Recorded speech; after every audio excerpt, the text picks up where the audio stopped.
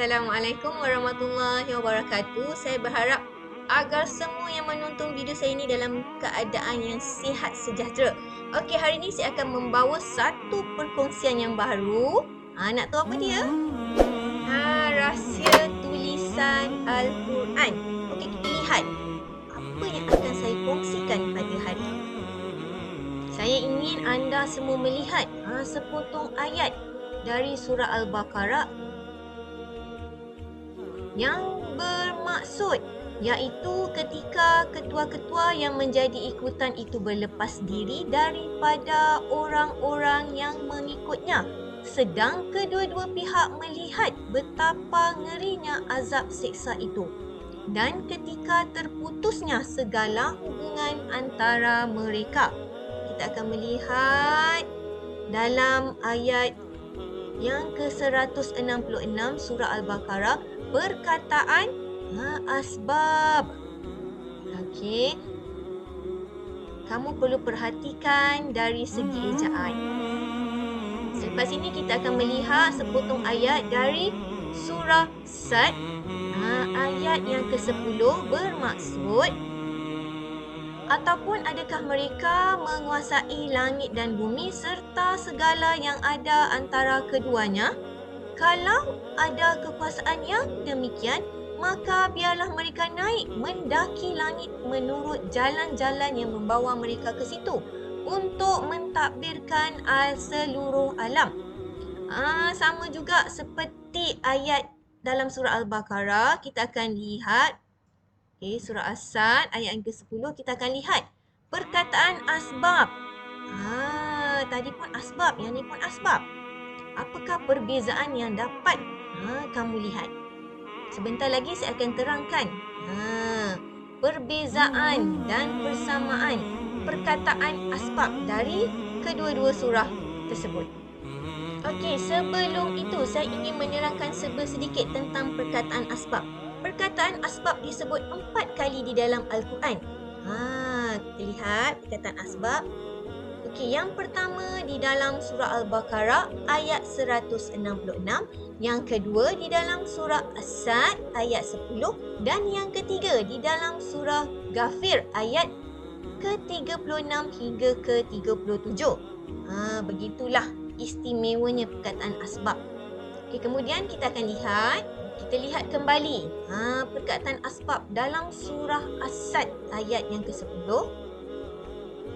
dan surah Al-Baqarah dalam ayat 166. Apa yang dapat kamu lihatkan perbezaan antara kedua-dua perkataan? Yang menjadi persamaan bagi kedua-dua perkataan ialah perkataan ini disebut dengan perkataan asbab. Dari segi perbezaan pula, awak lihat ejaan. Dalam surah Al-Baqarah ada perkataan alif, manakala dalam surah As-Sad tiada perkataan alif. Nampak? Okey, kita lihat dari segi maksud pula.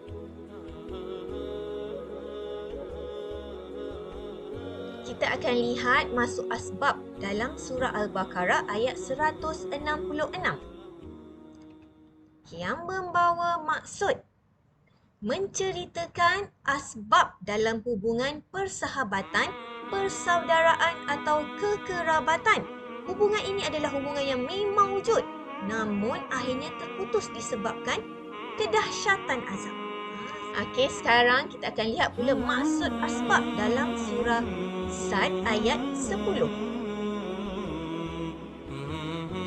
Mendefinisikan asbab sebagai sesuatu yang tidak mungkin dizahirkan, iaitu jalan ke langit.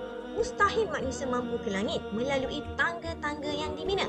Jadi awak nampak perkataan asbab walaupun dari segi sebutan yang sama tetapi mempunyai maksud yang berbeza dengan penambahan perkataan alif. Begitulah hebatnya rahsia yang tertulis di dalam Al-Quran. Jadi secara kesimpulannya, saya dah terangkan tadi, kita dah lihat perkataan dalam surah apa. Dari segi pengertian sekarang, sebagai rumusannya kita akan lihat asbab dengan ejaan asbab merujuk kepada sesuatu yang nampak, zahir dan mampu dicapai, iaitu hubungan kemanusiaan. Okey, ejaan asbab ni yang ada tambahan alif. Manakala yang kedua Asbab dengan ejaan asbab tanpa alif merujuk kepada sesuatu yang tidak nampak dan tidak mampu dicapai.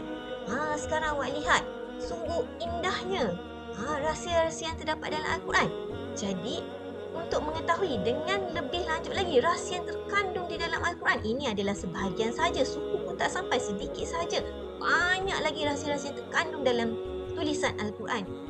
Untuk pengetahuan semua segala apa yang saya sampaikan tadi, semuanya terkandung di dalam buku rahsia tulisan Al-Quran, terbitan terbaru daripada PTS Publishing House Sendirian Berhad, hasil karya Zulhairi Muhammad Nur. Jadi kamu boleh mendapatkan buku ini untuk mengkaji lebih banyak lagi rahsia-rahsia dalam Al-Quran. Sungguh menarik.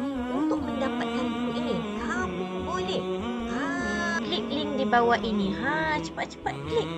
Ataupun satu lagi cara dengan scan QR code yang saya berikan ini untuk mendapatkan buku rahsia tulisan dalam Al-Quran. Yang mengandungi pelbagai-bagai ilmu dan maklumat serta rahsia-rahsia yang selama ini kita tak tahu dan kita tak sedar. Jadi jangan lupa dapatkan buku ini dengan segera.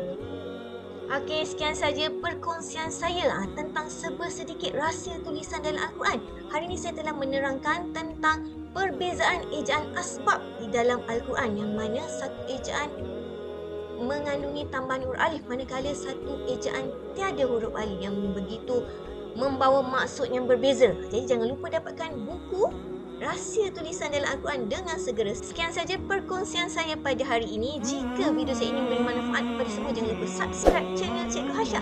Assalamualaikum warahmatullahi wabarakatuh. Bye.